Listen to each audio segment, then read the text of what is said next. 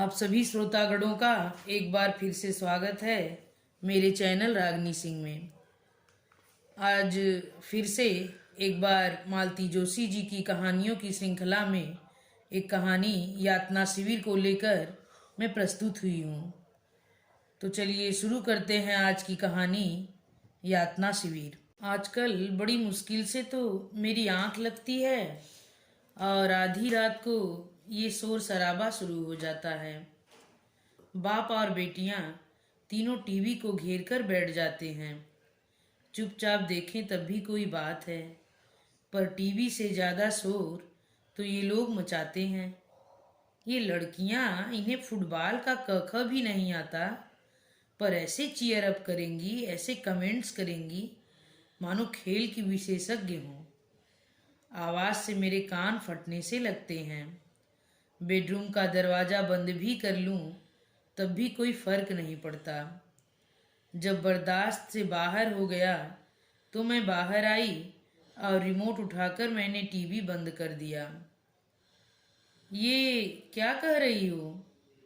पागल हो गई हो क्या? आज फाइनल है, जानती हो? इन्होंने लगभग मेरे हाथ से रिमोट छीनते हुए कहा। शोर शराबा फिर शुरू हो गया था।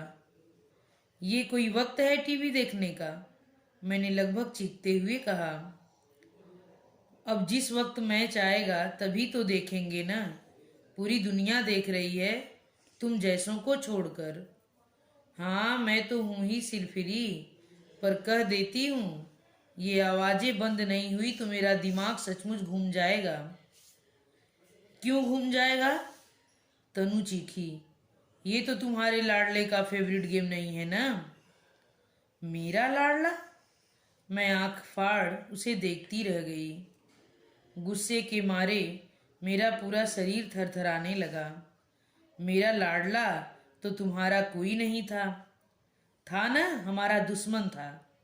खुद तो मर गया, हमें जीते जी मार गया। तनु प्लीज, अनुजा ने समझाने की कोशिश की, पर वह तनु थी।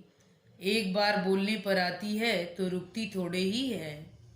उसी रव में कहे जा रही थी, कभी मिल जाए तो पूछूंगी जरूर कि भाई साहब मरने की ऐसी भी क्या जल्दी थी।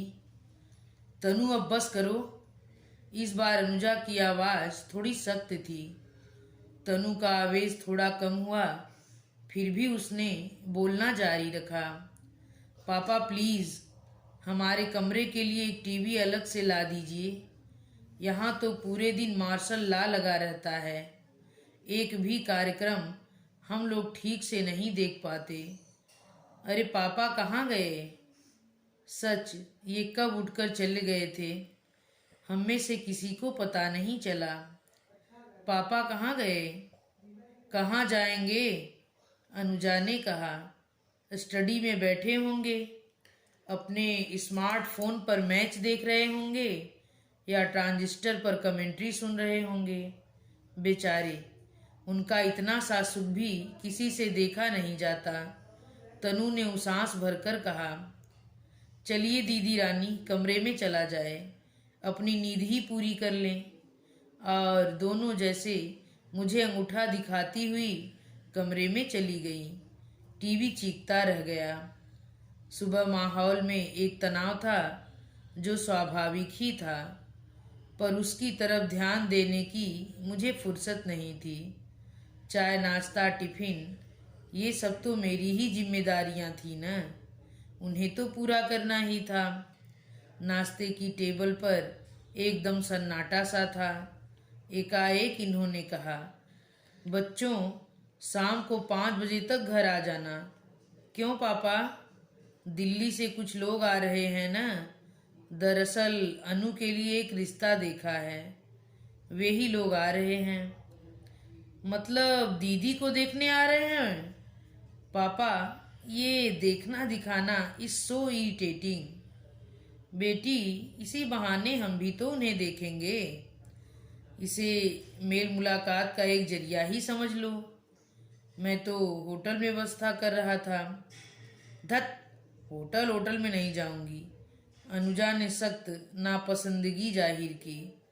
वे लोग भी घर पर ही आ जाना चाहते हैं। घर पर आने से काफ़ी सारी बातें पता चलती हैं।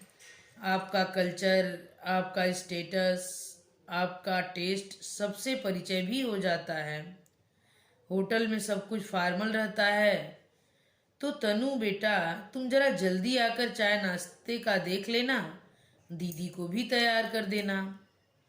मैं क्या पहनूं पापा? अनुजा ने पूछा। कुछ भी डिसेंट सा पहन ले। वे लोग दिल्ली वाले हैं, मुझे नहीं लगता कपड़ों के मामले में बहुत कंजर्वेटिव होंगे। अच्छा, मैं निकलता हूँ, शाम को जल्दी आने की कोशिश करूँगा। और वे उठ खड़े हुए। मैं प्रतीक्षा ही करती रह गई कि वे मुझे भी शाम के लिए कुछ विशेष हिदायतें देंगे, पर वे तो सब कुछ तनु को सौंप कर रवाना हो गए। गुस्से से फनफना उठी मैं। इससे बड़ा अपमान और क्या हो सकता था। जानती थी ये रात का बदला लिया जा रहा है। मैंने भी बदला लेने की ठान ली। सोच लिया अब किचन की तरफ झांकूंगी भी नहीं। कोई कुछ पूछेगा भी तो टका सा जवाब दे दूंगी। पर पूरी दोपहर बीत गई, मेरे कमरे में कोई नहीं आया। वादे के मुताबिक शाम को ये ऑफिस से जल्दी आ गए। तनु कमरे में ही उन्हें चाय दे गई, मुझसे पूछा तक नहीं। चाय पीकर ये फ्रेश होने चले गए।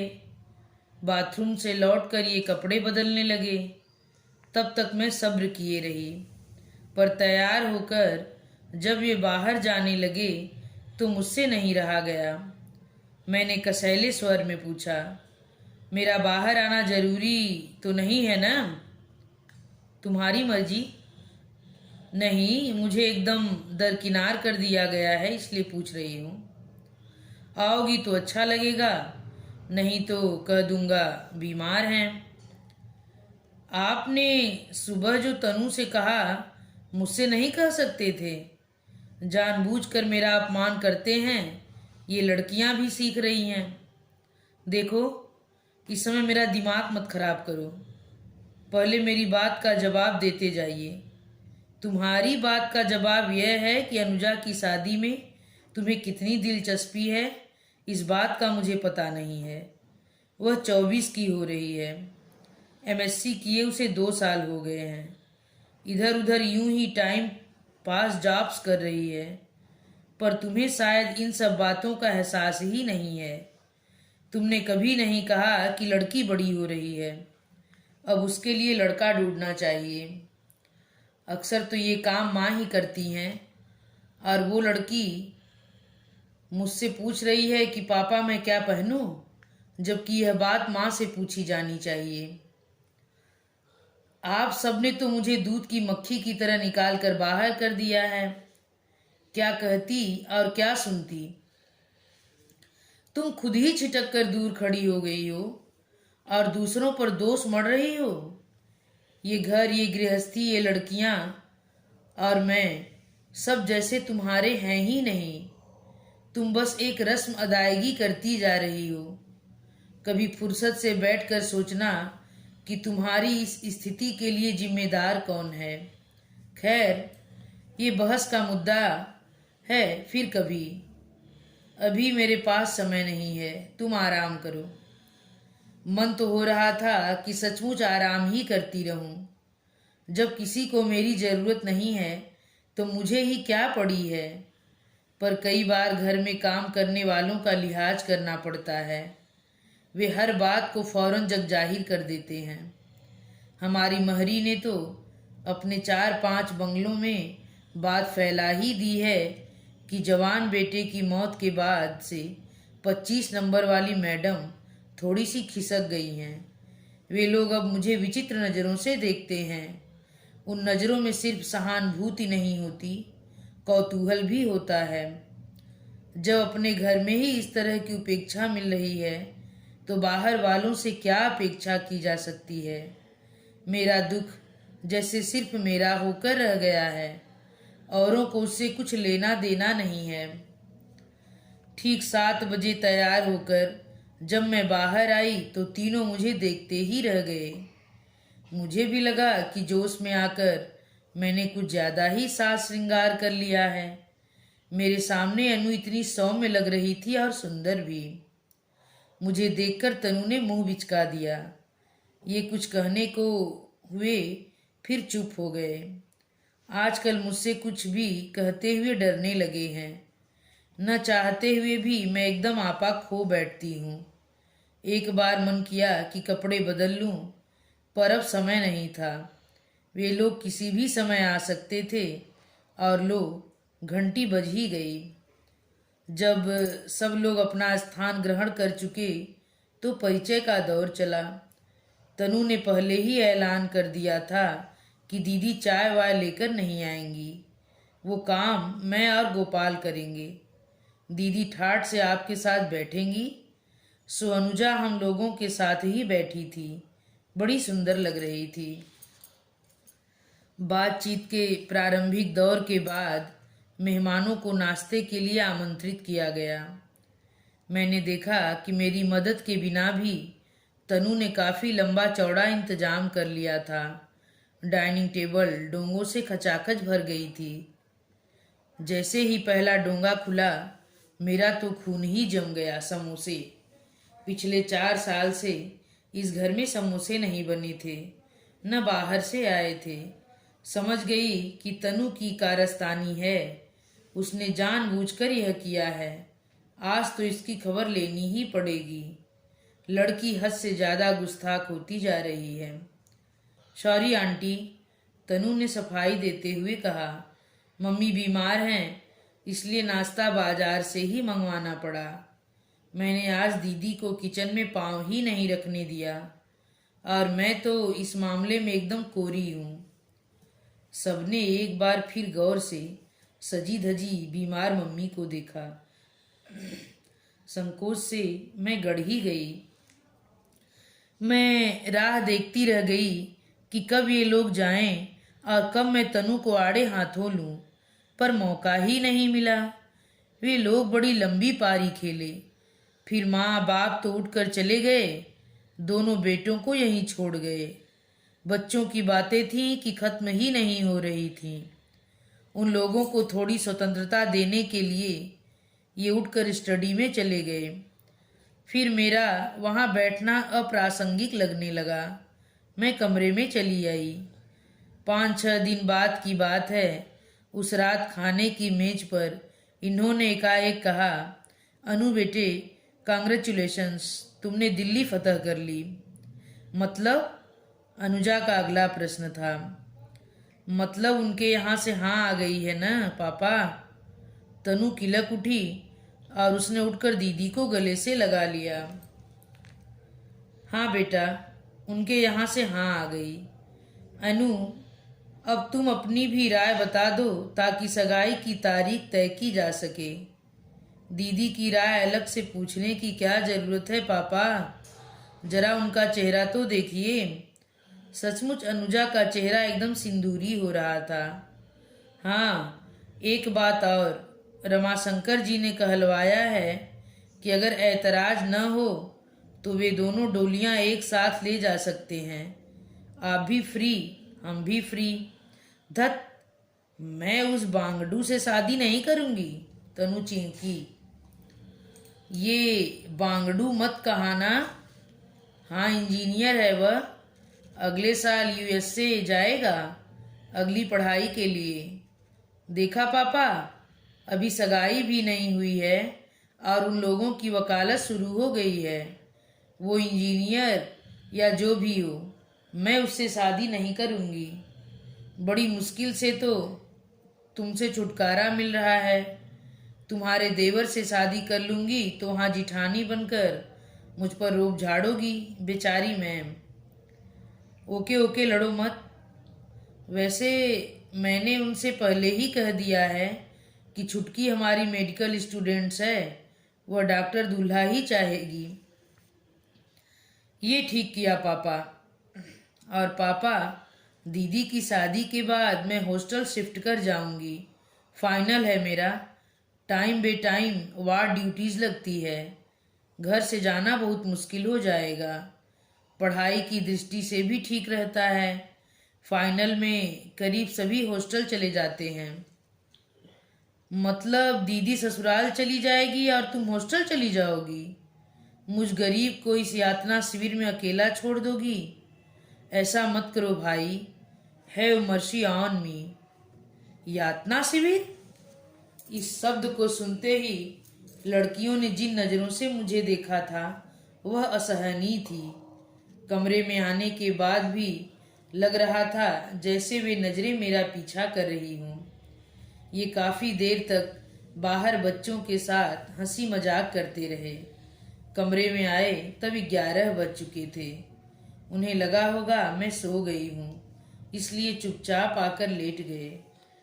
पर मैं तो भरी बैठी थी, कब से प्रतीक्षा कर रही थी। सुनिए, मैंने कहा। बोलो, उन्होंने उनीदी आवाज में कहा। आज एक बात का फैसला हो जाना चाहिए। अब आधी रात को कौन सा केस लेकर बैठ गई हो तुम? सो जाओ, सुबह देखेंगे। नहीं, इस बात का फैसला आज और अभी होना चाहिए। हाँ बोलो, कहते हुए ये उठ बैठे। आज मैं यह जानना चाहती हूँ कि इस घर में मेरी हैसियत क्या है। मतलब मैं इस घर की एक अवैतनिक नौकरानी हूँ या... साफ साफ कहो भाई। आधी रात को बेमतलब का बखेड़ा ले बैठी हो। लड़के वालों की तरफ से हाँ आ गई थी। यह बात पहले मुझे नहीं बताई जा सकती थी? तुमने पूछा था। मैं चुप रह गई। क्या बोलती?